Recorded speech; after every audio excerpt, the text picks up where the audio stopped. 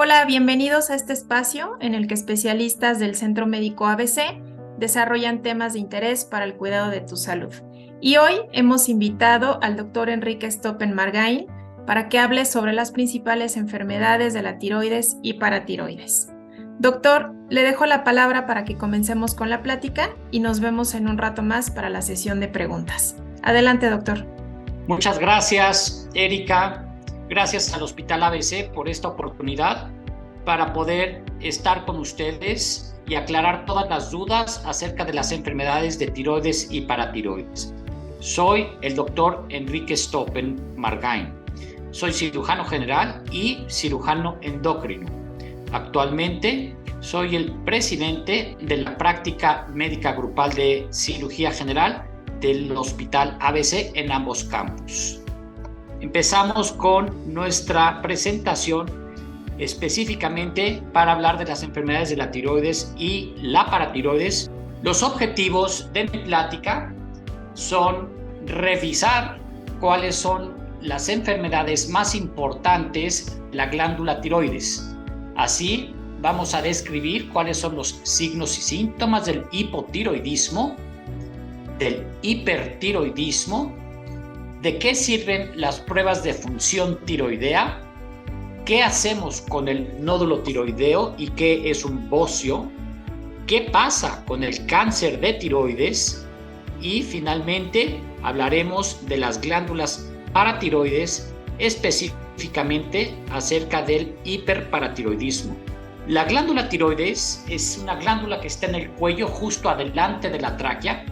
Tiene la forma de una mariposa porque tiene dos lóbulos como si fueran las alas y un istmo como si fuera el cuerpo de la mariposa. Y esta glándula tiroides va a producir las hormonas tiroideas que son básicamente la T4 y la T3. Se llaman tiroxina y triiodotironina. Esta producción de hormonas está regulada por la glándula hipófisis, que va a producir otra hormona que se llama la hormona estimulante de la tiroides. Y así las hormonas T3 y T4 van a estar reguladas por este eje de hipófisis glándula tiroides. Si hay mucha producción de T3 y T4, entonces se van a inhibir la producción de las glándulas de las hormonas tiroideas. ¿Cuáles son los efectos que va a tener estas hormonas tiroideas en nuestro organismo?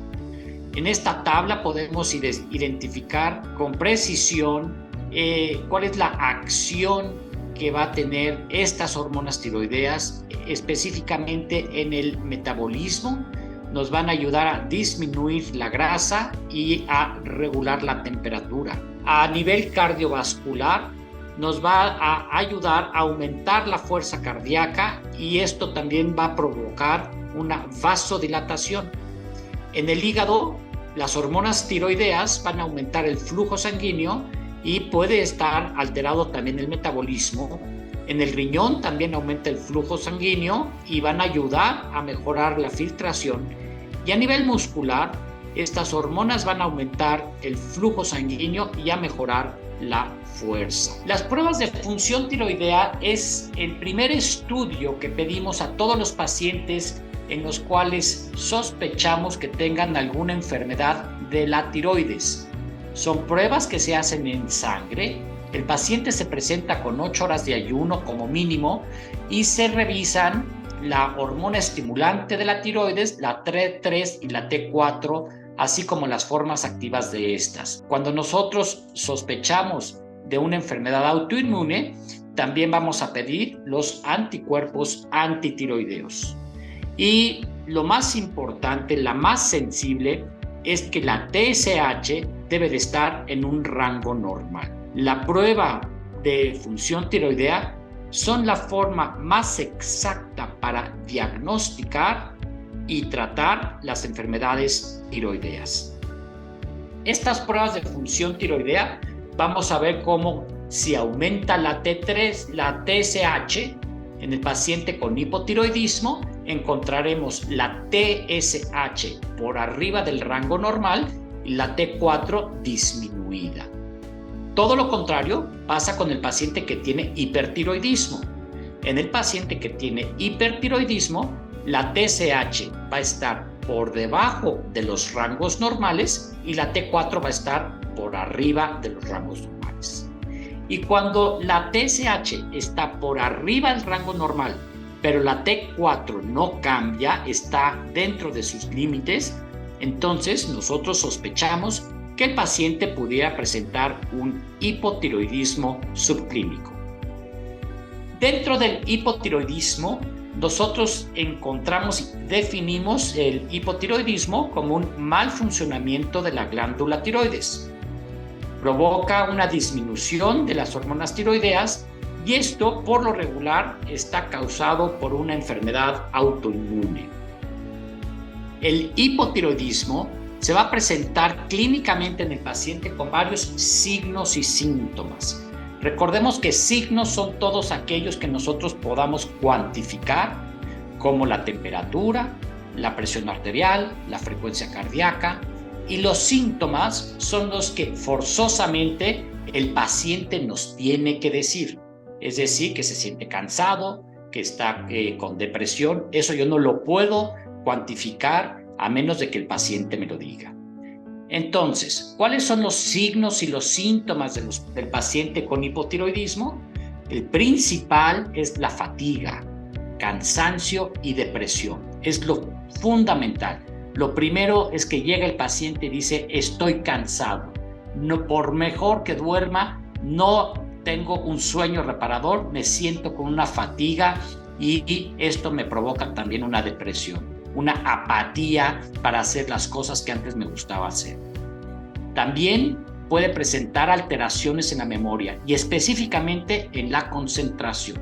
Yo le digo a mis pacientes, se te olvidan las cosas, digo, a todos se nos olvidan algunas cosas, pero cuando ya nos damos cuenta o cuando otra persona se da cuenta, entonces nosotros tenemos la obligación de descartar que el paciente no tenga algún problema de hipotiroidismo.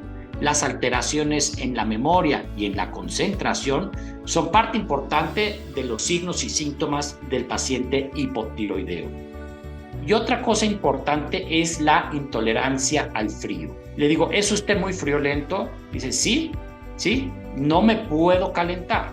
Y eso es muy cierto, porque el metabolismo en el paciente hipotiroideo está tan disminuido que ni siquiera puede producir la energía suficiente para mantener al paciente caliente.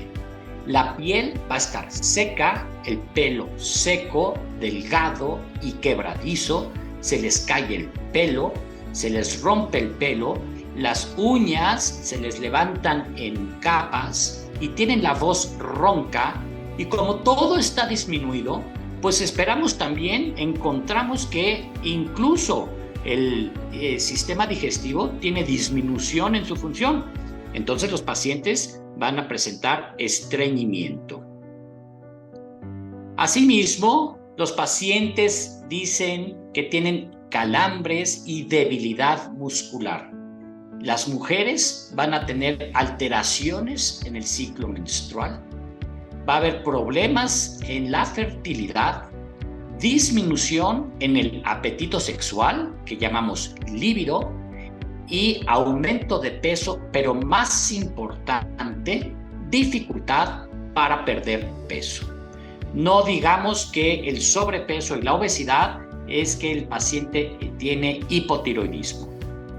Es más frecuente que nosotros tengamos a un paciente que, a pesar del ejercicio físico, a pesar de las dietas hipocalóricas que esté siguiendo, tienen dificultad para perder peso, y entonces sí es obligatorio descartar un problema de la función de la tiroides, porque ese paciente fácilmente puede tener datos de hipotiroidismo. ¿Qué hay con respecto al diagnóstico? El paciente con hipotiroidismo, nosotros vamos a ver que tiene algunas alteraciones, tanto en el examen físico como en las pruebas de laboratorio. Y los pacientes que tienen un hipotiroidismo subclínico va a tener síntomas leves, casi imperceptibles, y esto más que nada va a ser un hallazgo en el laboratorio. ¿Y cuál es el tratamiento? El tratamiento es lógico si al paciente le falta hormona tiroidea, porque la glándula tiroides no produce suficiente hormona tiroidea. Bueno, pues gracias a Dios tenemos la hormona tiroidea en una pastilla que el paciente se tiene que tomar todas las mañanas. Es decir, hay solución, hay un tratamiento. ¿Y cuánto tiempo lo va a hacer el paciente? Lo va a hacer para el resto de su vida. Una vez que el paciente tiene hipotiroidismo, la tiroides nunca más vuelve a generar las hormonas tiroideas suficientes. Es decir, una vez que damos el diagnóstico de hipotiroidismo, entonces el paciente va a tener que seguir el tratamiento con levotiroxina para todos los días. Esta pastilla se la toma el paciente en las mañanas, en ayuno, y lo que se le recomienda es que siempre sea separado de los alimentos o de cualquier otro medicamento. También se les pide que esté 4 horas separado del calcio o del hierro y algún otro multivitamínico, porque estos pueden alterar la absorción de la hormona tiroidea. Curiosamente, el jugo de toronja aumenta la absorción, pero aún así preferimos que el paciente se lo tome únicamente con agua, no con café ni con jugo de naranja, tampoco con jugo de toronja, con agua. Y para guardar las tabletas, estas se dejan fuera de la luz del sol, dentro de la caja, en un cajón, en el buró o en el baño, pero fuera de la luz del sol, porque la luz del sol puede inactivar el fármaco. El objetivo es que el paciente llegue al eutiroidismo, es decir, a una adecuada y normal función de su glándula tiroides. La dosis de estas hormonas va a tenerse que aumentar dependiendo de si el paciente tiene algún cambio en su metabolismo. Por ejemplo, los pacientes que se preparan para correr un maratón o un triatlón o aumentan su actividad física, o pacientes que las mujeres cuando se embarazan también se les tiene que ir aumentando parcialmente y continuamente esto durante todo el embarazo. Y lo importante es entender que el tratamiento va a ser de por vida. El otro lado del hipotiroidismo es el hipertiroidismo. Es decir, aquí tenemos también un mal funcionamiento de la tiroides, pero porque aumenta la producción de las hormonas tiroideas. Esto se llama tirotoxicosis y está provocado generalmente por una enfermedad autoinmune como la enfermedad de Graves, o por un bocio multinodular tóxico, un adenoma solitario tóxico, o incluso por una inflamación temporal de la glándula que se llama tiroiditis. Dentro de los signos y síntomas del paciente con hipertiroidismo, vamos a tener todo lo contrario al paciente que tiene hipotiroidismo. Si nosotros decíamos que el paciente con hipotiroidismo se le hacía difícil perder peso, aquí el paciente con hipertiroidismo van a ser pacientes que tienen una pérdida de peso inexplicable. Es decir, que pierden peso sin hacer dieta. Entonces los vemos y decimos, doctor, es que yo he perdido 4, 5, 7 kilos en los últimos meses de forma involuntaria. Y así todo el metabolismo va a estar acelerando. A nivel cardiovascular, el paciente tiene palpitaciones, tiene taquicardia, va a tener sudoración. Este paciente va a estar con una intolerancia al calor. Son los pacientes que cuando hace mucho frío ni siquiera se pueden poner un suéter porque se ponen a sudar, pero también tienen debilidad muscular y fatiga. Y muy importante, cuando nosotros hacemos el examen físico, les pedimos que estiren los brazos, que nos presenten las manos y vemos si hay temblor distal, es decir, que les tiemblen las manos. También son pacientes que van a tener un cambio de humor de forma injustificada. Como todo el metabolismo está acelerado, también va a estar acelerado, lógicamente, a nivel gastrointestinal. Y son pacientes que van a tener diarrea. van a tener náusea y muchas veces comezón y aumento de volumen aquí en el cuello, en la glándula tiroides, se va a ver aumentada de volumen. Con respecto a la enfermedad de Graves, que es la principal causa del hipertiroidismo, vamos a describir que esta es más frecuente en las mujeres y que se acompaña con crecimiento de la glándula. Este crecimiento se llama bocio y también puede haber alteraciones en los ojos. Nosotros vemos aquí en estas imágenes a la izquierda de la pantalla cómo el ojo normal alcanzan los párpados a cerrar y cubrir y lubricar todo el ojo, y cuando el paciente tiene alteraciones en los ojos por enfermedad de Graves, entonces tiene exoftalmos, que decimos que son como ojos saltones. La causa es autoinmune, es decir, sus propios anticuerpos atacan a su propia glándula. Eso es una enfermedad autoinmune. Y va a estar frecuente en las familias y más frecuente, 8 veces más frecuente en los pacientes y en las mujeres fumadoras. ¿Cómo se trata el hipertiroidismo? El tratamiento puede ser farmacológico, con cirugía o con yodo 131, yodo radioactivo. Con respecto al tratamiento farmacológico, es más frecuente en niños y en mujeres embarazadas, que generalmente se da durante 18 meses, que dura esta enfermedad, entre 12, 18, 24 meses. Y se dan medicamentos antitiroideos y beta bloqueadores, es decir, medicamentos que eviten cómo las hormonas tiroideas se sintetizan periféricamente para hacerse más activas, y beta bloqueadores, que son los que van a bloquear esos receptores de adrenalina para que el paciente no tenga esas palpitaciones, esa taquicardia, que no tenga tampoco ese temblor distal. Algunas veces se le dan esteroides como cortisonas, del tipo de las cortisonas, y siempre vamos a ver que los exámenes de sangre, vamos a ver que hay una afección en los glóbulos blancos y puede haber también una afección a nivel hepático que encontraríamos nosotros en las pruebas de funcionamiento hepático, por lo que tendremos que darle seguimiento al paciente con exámenes de sangre, viendo la biometría hemática y las pruebas de funcionamiento hepático, así como las pruebas de función tiroidea a los 2, 6 y 12 meses como mínimo. Los pacientes que no tienen una adecuada respuesta al tratamiento farmacológico son pacientes que son candidatos para otro tipo de tratamiento, y una alternativa puede ser la cirugía, especialmente en pacientes jóvenes y que tengan un crecimiento de la glándula, que tengan bocio, y también el yodo 131, que es un yodo radioactivo y es muy efectivo, que tiene pocos efectos secundarios y que siempre el objetivo es que termine en hipotiroidismo. Entonces, así se maneja una enfermedad difícil de controlar como es el hipertiroidismo, y se prefiere pasarla a una enfermedad más fácil de controlar, que sería el hipotiroidismo.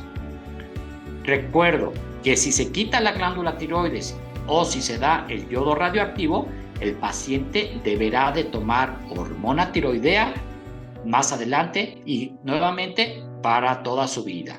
E incluso si recibe tratamiento farmacológico, más del 80% de los pacientes van a acabar teniendo un hipotiroidismo.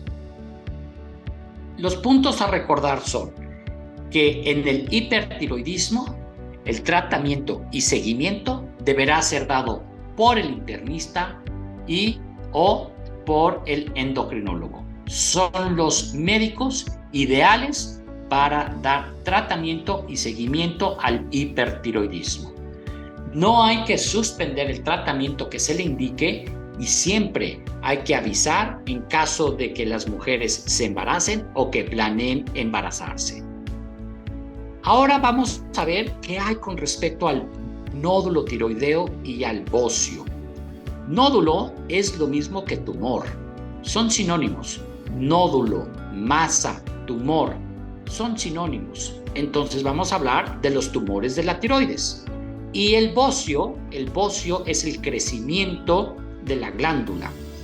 Y así puede haber un bocio que tenga tumores, que es el bocio multinodular. Pero el más frecuente de los tumores en la tiroides, de los nódulos tiroideos, es el nódulo solitario. Generalmente es un nódulo benigno, pero se tiene que estudiar, porque si no se puede descartar el cáncer, entonces el paciente tendrá que operarse y quitarse ese tumor o ese nódulo tiroideo. También está el bocio multinodular, es decir, el crecimiento de toda la glándula, y además de que está crecida, está llena de bolas, está llena de tumores, está llena de nódulos. Por eso se llama multinodular, que generalmente es benigno, pero esto también puede provocar obstrucción, porque imagínense, si tenemos la tiroides aquí en el cuello y crece, entonces puede ocluir la tráquea, obstruir el esófago y puede el paciente tener dificultad para tragar, más tardíamente dificultad para respirar, y puede incluso también apretar o comprimir los nervios de la voz, que son justo los que pasan por atrás de la glándula tiroides. El bocio difuso se presenta en la enfermedad de Graves o en la enfermedad de Hashimoto. Es un crecimiento de la glándula sin nódulos, pero está muy crecido, e incluso la parte inferior de los lóbulos pueden irse por abajo de las clavículas hacia el esternón y se llama bocio retroesternal. El nódulo tiroideo debemos de clasificarlo nosotros en los diferentes subtipos que hay. Generalmente es un nódulo hiperplásico que por lo regular es benigno, es decir, no es cáncer. Existe también la neoplasia folicular, y aquí tendríamos nosotros que saber si se trata de una neoplasia folicular benigna en un adenoma folicular o una neoplasia folicular maligna, que entonces sería un carcinoma folicular. También ese nódulo tiroideo pudiera tener una presentación quística, es decir, que se llena de agua. Es como un quistecito lleno de agua, donde el tratamiento sería o con una aspiración o mediante la cirugía. Y también existe la posibilidad de que se trate de un cáncer, de un nódulo maligno, donde el tratamiento ideal ahí inicialmente siempre será la cirugía. Entonces, ¿qué estudios se deben de hacer para el paciente que tiene un nódulo tiroideo o que tiene un bocio? Bueno, pues el paciente que tiene un nódulo tiroideo, empezamos, como yo les había dicho, con los exámenes en sangre, con las pruebas de funcionamiento tiroideo, para saber si ese nódulo está funcionando de más y si la tiroides está funcionando de menos. Y también, muy importante, hacer un ultrasonido de alta resolución de cuello. Aquí en el hospital, con que digamos que es un ultrasonido de cuello, ellos ya saben que se hace un ultrasonido de alta resolución. El ultrasonido es un estudio no invasivo.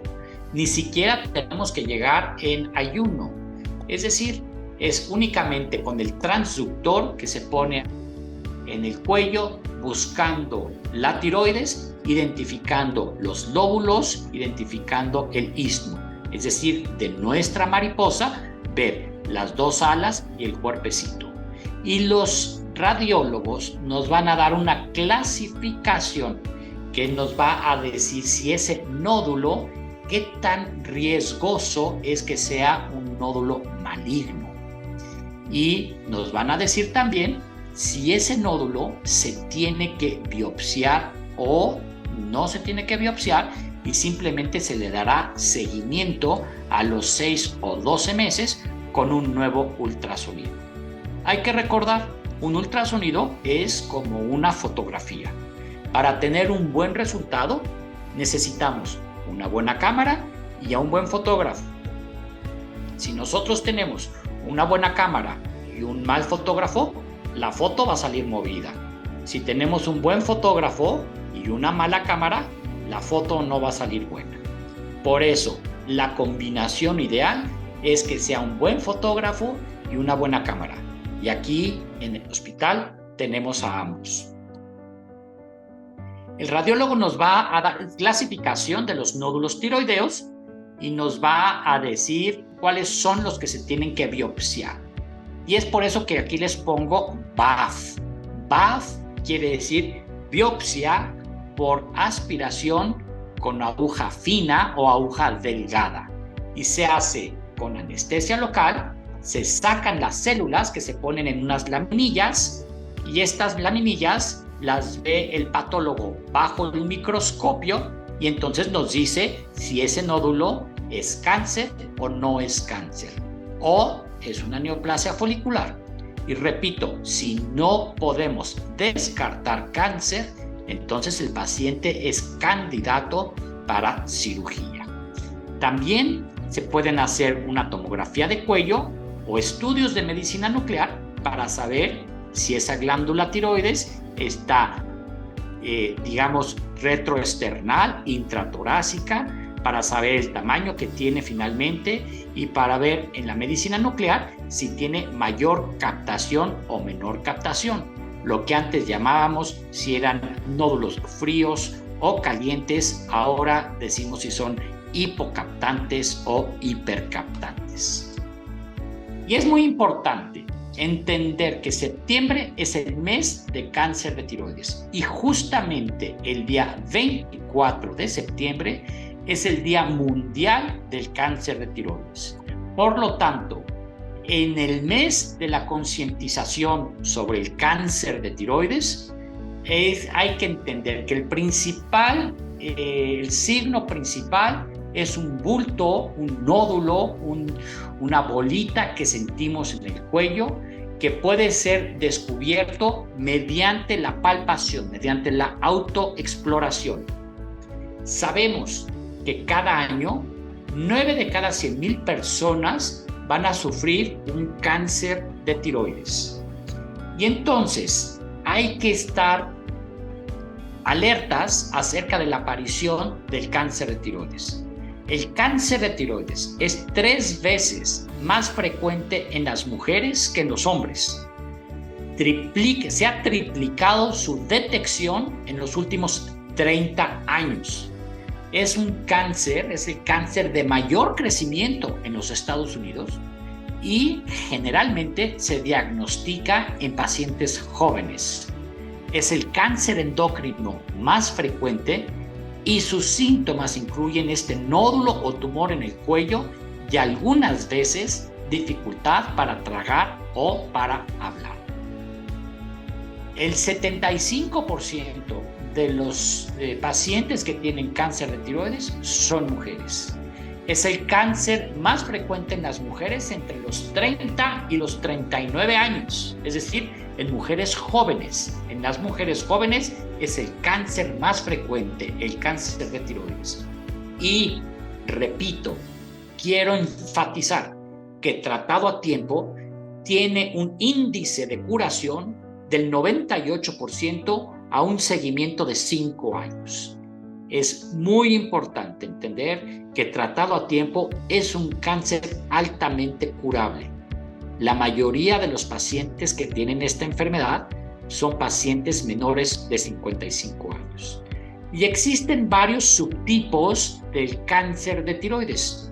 El más frecuente es el carcinoma papilar de tiroides, que se presenta en el 80%, y generalmente se presenta sin síntomas. La mayoría de estos son asintomáticos. También existe el carcinoma folicular, es el segundo en frecuencia, es más en pacientes mayores, muy raro en niños. El carcinoma medular es raro, es menos del 3%, y este generalmente se presenta con dolor. Y el carcinoma anaplásico Es el más raro, pero es de los cánceres más agresivos que hay. Y una vez que el paciente desarrolla el carcinoma anaplásico, entonces hay poco índice de curación. Hay que entender entonces que el cáncer de tiroides no es un buen cáncer, es decir, no hay cánceres buenos, no hay cánceres buenos. El cáncer de tiroides no es un buen cáncer. ¿Cómo detectarlo a tiempo? Generalmente no tiene mayores síntomas, pero mientras va progresando la enfermedad, puede haber este crecimiento, este nódulo, esta dificultad para hablar, tragar, respirar e incluso cambios en la voz. Por eso yo les pido, te digo, revisa tu cuello. Y para revisar tu cuello es muy fácil hacerlo en estos 5 pasos. Te paras frente al espejo, te fijas en la parte inferior del cuello, inclinas la cabeza discretamente hacia atrás, tomas un trago de agua y revisas si hay movimiento, si hay nódulos o si hay crecimiento. Y en el caso de que haya, hay que acudir con el médico si notamos nosotros algo raro. Ahora vamos a platicar de las paratiroides. Las paratiroides son 4 glándulas, por lo menos 4 glándulas, que están generalmente al lado atrás de la glándula tiroides. Regularmente tienen el tamaño de un grano de arroz y van a secretar la paratohormona, que es la PTH, es paratohormona. Las glándulas paratiroides van a regular los niveles de calcio y fósforo en la sangre. Especialmente son muy importantes para los nervios, para los músculos y para los huesos. El hueso la paratohormona lo que hace es que va a sacar el calcio del hueso y lo va a poner en la sangre. El riñón va a controlar la producción de la vitamina D y en el intestino se va a aumentar la absorción de calcio. Todo esto se logra gracias a la PTH o a la paratohormona. Cuando una de las glándulas paratiroides se enferma, entonces se llama hiperparatiroidismo. Es decir, estas glándulas están secretando más hormona, más paratohormona de la que se necesita. Y si la paratohormona es la glándula que saca el calcio del hueso a la sangre, entonces va a provocar que en la sangre aumenten los niveles de calcio y que en el hueso disminuyan los niveles de calcio, que a la larga provoca osteoporosis. Hay varios tipos de hiperparatiroidismo. Vamos a hablar de los más importantes y los más frecuentes, que son el hiperparatiroidismo primario y el hiperparatiroidismo secundario.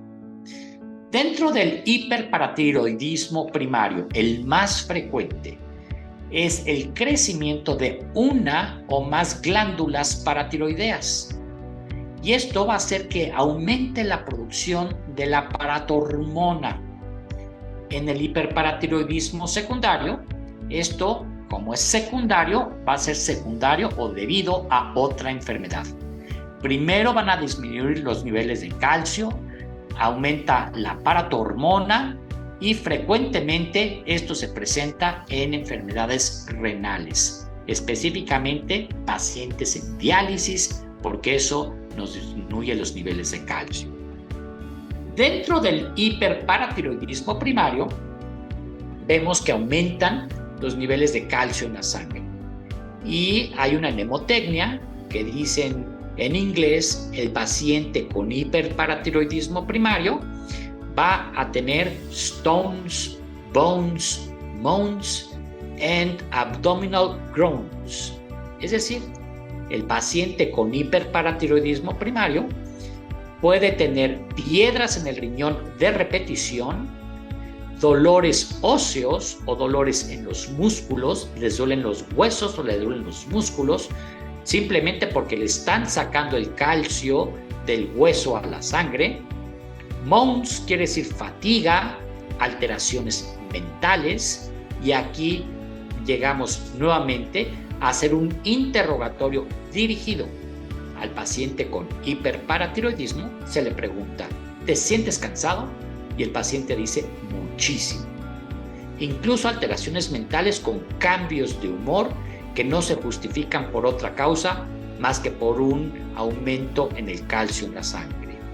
Y abdominal growths quiere decir alteraciones en la digestión, una mala digestión, e incluso en casos extremos, cuando el calcio está muy aumentado, el paciente puede desarrollar una pancreatitis.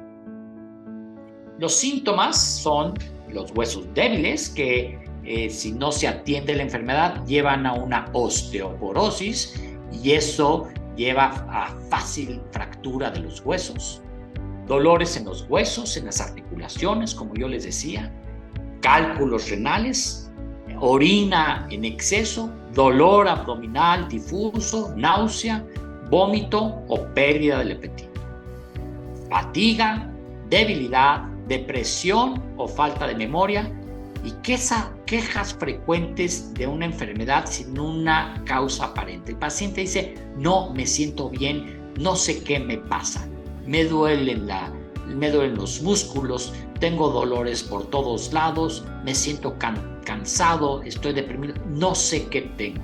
Bueno, pues hay que checar en ese paciente, hay que revisar sus niveles de calcio y de paratormona.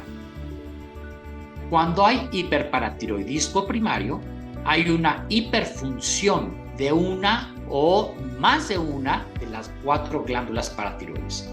Aquí en este diagrama vemos que hay evidentemente una de las glándulas está más crecida que las otras 3. Y esta es la enfermedad más frecuente que se llama adenoma uniglandular. Es la causa más frecuente del hiperparatiroidismo primario. Que sea una sola glándula la que esté crecida y que sea esa glándula que por estar crecida produce mucha más hormona paratormona que la que se necesita. Cuando hay más de 2 glándulas crecidas, entonces se llama hiperplasia. E incluso puede haber un cáncer de paratiroides, pero este es muy raro. De todas estas causas, el único tratamiento es mediante la cirugía. Quitar 1, 2 o 3,5 glándulas, dependiendo del tipo de enfermedad. Pero el tratamiento del hiperparatiroidismo primario es quirúrgico. El paciente tiene que entrar a cirugía. ¿Cuáles son los factores de riesgo para desarrollar hiperparatiroidismo primario? Es más frecuente en las mujeres en edad postmenopáusica, cuando hay insuficiencia de calcio o insuficiencia de vitamina D, cuando hay enfermedades familiares que nosotros llamamos neoplasias endócrinas múltiples, en pacientes que han recibido algún tipo de radiación en el cuello por alguna otra causa, o también pacientes que tienen trastorno bipolar y han tenido que tomar litio. Las complicaciones del hiperparatiroidismo, si no se trata, el paciente va a desarrollar osteoporosis, cálculos renales, enfermedad cardiovascular y es muy importante también descartar que los niños tengan un hipoparatiroidismo neonatal, ya que este puede presentarse con un hiperparatiroidismo grave y no tratado. Los pacientes que tienen enfermedad en las paratiroides, ya dije y enfatizo, deberán someterse a una cirugía para quitar el número de glándulas que estén enfermas. Pueden ser 1, 2 o 3,5 glándulas. Con respecto al hiperparatiroidismo secundario, este se debe a la poca ingesta de calcio. Entonces el cuerpo no obtiene la cantidad de calcio suficiente en la dieta. Cuando hay una insuficiencia de vitamina D, y esto porque ayuda al sistema digestivo a absorber el calcio en los alimentos, o cuando hay una insuficiencia renal crónica, porque los riñones son los que convierten la vitamina D en una forma que el cuerpo pueda utilizar. Entonces, si los riñones no funcionan bien, la vitamina D va a disminuir y van a bajar los niveles de calcio. Y al bajar los niveles de calcio, las glándulas paratiroides piensan que hace falta más calcio en la sangre y lo van a sacar del hueso. Y entonces así las glándulas paratiroides tienen que producir más paratormona y van a crecer. Concluimos entonces. Las afecciones de la tiroides pueden ser en su función o en su morfología, es decir, en su forma. Si hay afecciones de la tiroides en su función, se llama hiper o hipotiroidismo. Si hay afecciones de la tiroides en su morfología, se llama bocio, nódulo o cáncer. Las pruebas de función tiroidea son la forma más exacta para diagnosticar la función, y los estudios de imagen como la tomografía o el ultrasonido son más precisos para valorar la morfología. Hay que recordar que septiembre es el mes del cáncer de tiroides, que la mayoría se curan. Las paratiroides nos ayudan a regular los niveles de calcio en la sangre. Puede haber afección de una, dos o más glándulas, y el tratamiento del hiperparatiroidismo es con cirugía. Les agradezco la oportunidad y la atención, y con mucho gusto damos paso a la sesión de preguntas y respuestas. Gracias, doctor. Ya nos han compartido algunas dudas, así es que se las voy mencionando. La primera, tuve una cirugía de paratiroides y tejido de tiroides en el timo. ¿Debo seguir teniendo estudios de imagen preventivo? Bien, en efecto, la cirugía de paratiroides es por una glándula crecida que funciona de más. Es un hiperparatiroidismo primario. Si se tuvo que quitar parte del timo, es porque la glándula paratiroides estaba en el timo. La respuesta específica es: ¿están el calcio y la paratormona en rangos normales? Si es así, el paciente está curado y no tiene que tener ningún seguimiento. Gracias, doctor. También le preguntan, ¿los resultados del perfil tiroideo están ligados o se alteran dependiendo del día del ciclo menstrual? ¿Hay algún tipo de periodo recomendado para realizar estos estudios? Las pruebas de función tiroidea son el estudio más exacto que nos habla de cómo está funcionando la glándula tiroides. Se deben de tomar en ayuno mínimo de 8 horas en sangre. Cualquier día es un buen día para tomarse las pruebas de función tiroidea.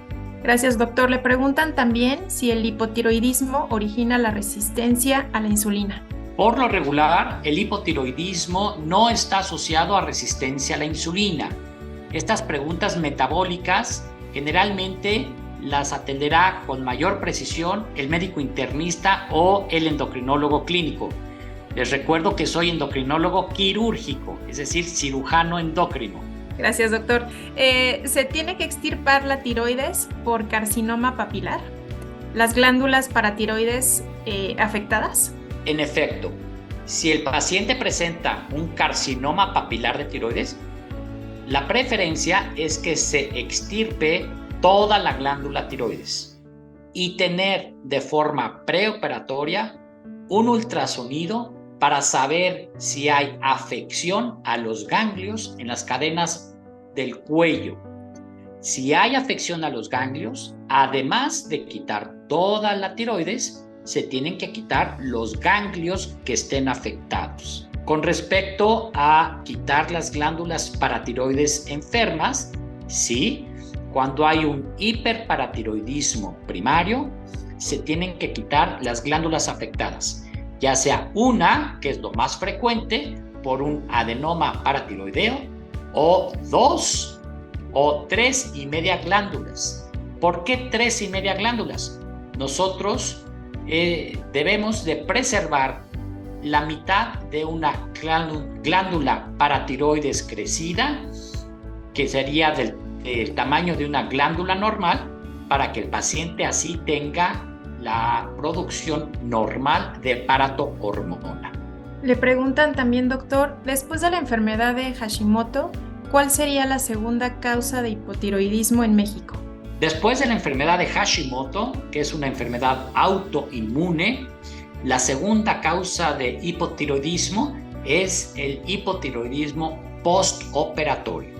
Es decir, a todos los pacientes que tenemos que quitarles la glándula tiroides, entonces al quitar la glándula tiroides o por bocio o por cáncer o por alguna otra razón, los pacientes que ya no tienen glándula tiroides, entonces ya no van a tener quien produzca hormonas tiroideas y hay que darles tratamiento con la hormona tomada.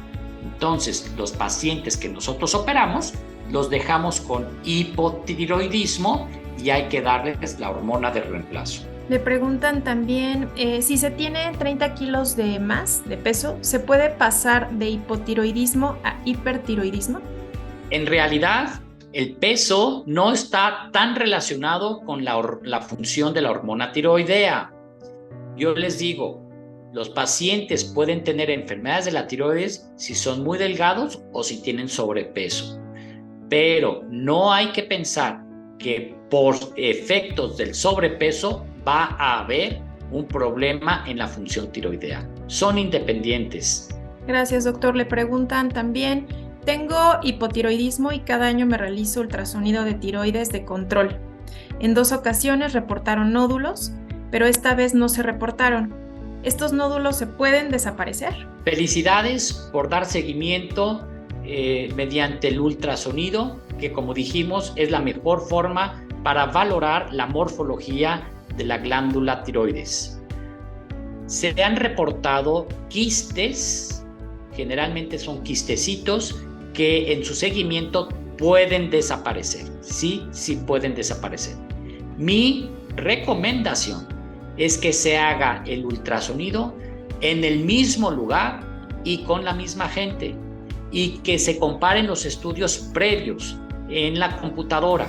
Es decir, tengo un ultrasonido aquí en el hospital, al año me hago el ultrasonido en el mismo lugar para que en el software se compare el estudio previo y así se tenga mucho más certeza de si ese nódulo ha crecido, ha disminuido o ya desapareció. Les recuerdo, el uso del ultrasonido va a depender de 2 cosas: de tener un buen fotógrafo con una buena cámara. Así que hay que buscar el lugar donde hay un buen fotógrafo, una buena cámara y mantenernos en ese mismo lugar para que se puedan comparar los estudios en su seguimiento a los 2, 6 o 12 meses. Tengo 15 kilos de más, sudo mucho, mis resultados salieron bien, pero no tengo matriz desde el 2015. ¿Tiene algo que ver el aumento de peso con las hormonas? Yo creo que sí, si es que en la histerectomía le quitaron los ovarios. Aquí el aumento de peso, la sudoración, hay que ver qué edad tiene la paciente. Si su glándula tiroides funciona normalmente, yo lo que le sugiero es que vea a un internista o a su ginecólogo o a un endocrinólogo clínico para que valore la función hormonal femenina completa. No es esto provocado por tiroides, y más si me dice que la tiroides está en buen función. Doctor, le preguntan, si se tiene hipotiroidismo y 2 nódulos, ¿se puede usar yodo 131?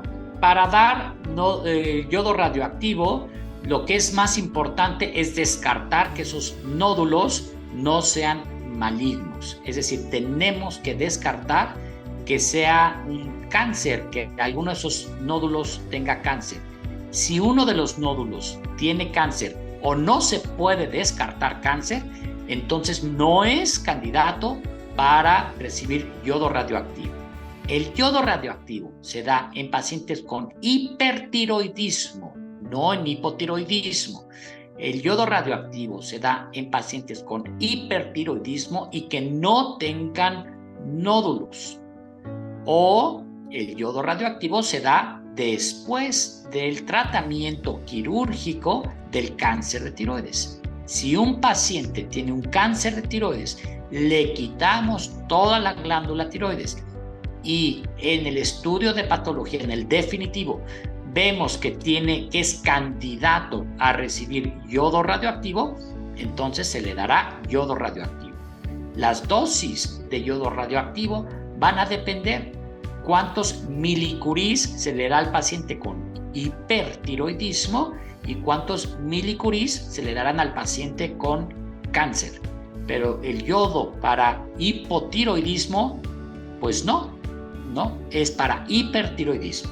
De acuerdo, doctor. Y por último, le preguntan si el dolor en la mandíbula puede ser indicativo de algún problema en tiroides. Para dolor en la mandíbula de tiroides, generalmente es muy raro porque la tiroides está más abajo. Hay que revisar las glándulas salivales, pero en un ultrasonido de cuello nos pueden decir cómo están las glándulas salivales y cómo está la glándula tiroides. De acuerdo, doctor. Pues hemos terminado con la sesión de preguntas. A mí no me queda más que agradecerle el tiempo que nos ha dedicado hoy para darnos esta explicación. Agradecerle, por supuesto, a toda la gente que se conectó, a la participación que han tenido. Esta plática se queda a partir de ahora en el canal de YouTube, así es que ya la pueden consultar, la podrán ver y compartir, por supuesto, con familiares, amigos, ya que ha sido de gran valor. Doctor, le dejo la palabra por si quiere concluir con alguna idea o algo que se nos haya quedado, y muy buenas tardes a todos. Muchas gracias. Soy Enrique Stoppen-Margain, estoy en el Hospital ABC de Observatorio, soy cirujano general, cirujano endocrino. Gracias.